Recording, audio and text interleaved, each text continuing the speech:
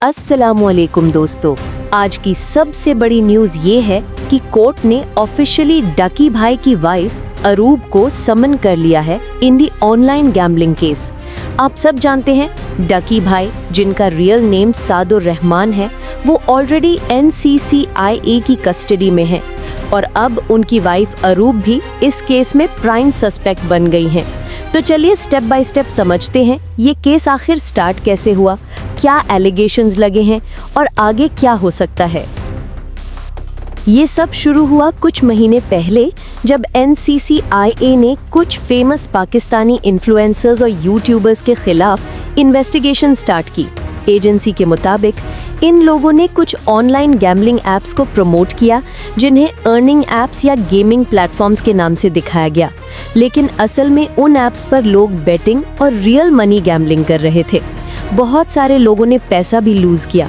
फिर मीडिया और social media पर स्क्रीनशॉट्स, बैंक रिकॉर्ड्स और प्रूफ्स वायरल होने लगे।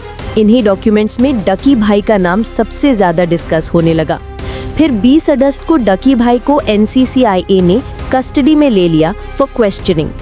फैंस को पहले लगा कि ये फेक न्यूज़ है, लेकिन बाद में कंफर्म हुआ कि ये केस सच में सीरियस है। अब लेटेस्ट अपडेट ये है कि लाहौर के जुडिशियल मैजिस्ट्रेट ने अरूब जटोई को कोर्ट में अपीयर होने का ऑर्डर दिया है नवंबर 2025 के स्टार्ट में। अगली हियरिंग 3 नवंबर 2025 को होगी। कोर्ट के रिकॉर्ड के मुताबिक NCCIA ने चालान सबमिट कर दिया है, जिसमें 3 मेन सस्पेक्ट्स है।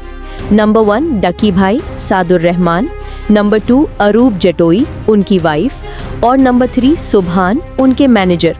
इन्वेस्टिगेशन में ये भी बताया गया कि इन लोगों ने करोड़ों रुपए अर्न किए through these gambling promotions.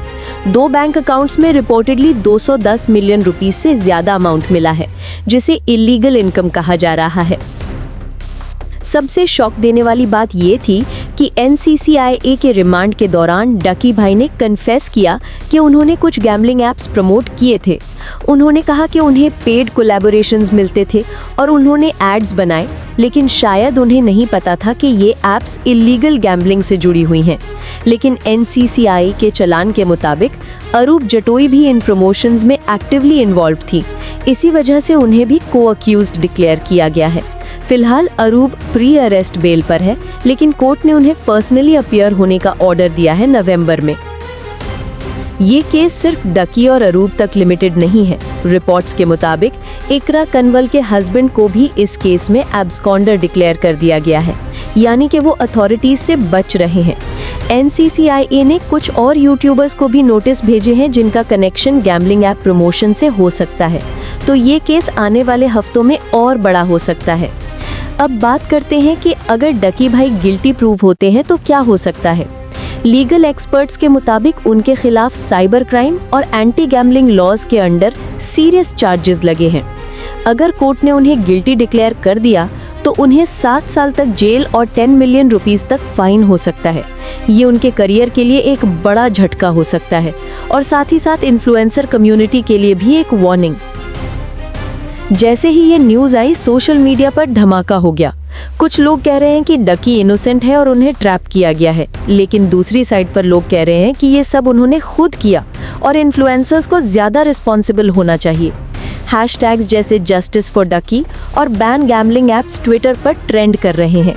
Public divided है, कोई डकी के सपोर्ट में है, कोई अगेंस्ट।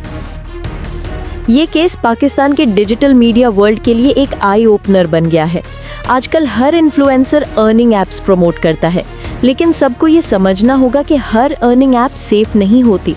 अथॉरिटीज अब क्रिएटर्स को वार्न कर रही हैं कि किसी भी स्पॉन्सरशिप को वेरीफाई किया जाए बिफोर पोस्टिंग, बिकॉज एक गलत प्रमोशन से ना सिर्फ पैसा बल्कि रेप्यूटेशन भी जा सकती है। तो दोस्तों, समरी ये है कि डकी भाई अभी भी कस्टडी में है। अरूब जटोई को कोर्ट ने समन कर लिया है। नेक्स्ट हियरिंग 3 नवंबर 2025 को होगी। इन्वेस्टिगेशन अभी चल रही है। हम इस केस को क्लोजली फॉलो कर रहे हैं और जैसे ही कोई नई अपडेट आएगी आपको सबसे पहले यही मिलेगी। अगर आपको ये वीडियो इन्फॉर्मेटिव लगी हो तो लाइक, सब्सक्राइब और बेल आइकन जरूर दबाएं। Channel name इन्फोज take. मिलते हैं नेक्स्ट अपडेट में। अल्लाह हाफिज।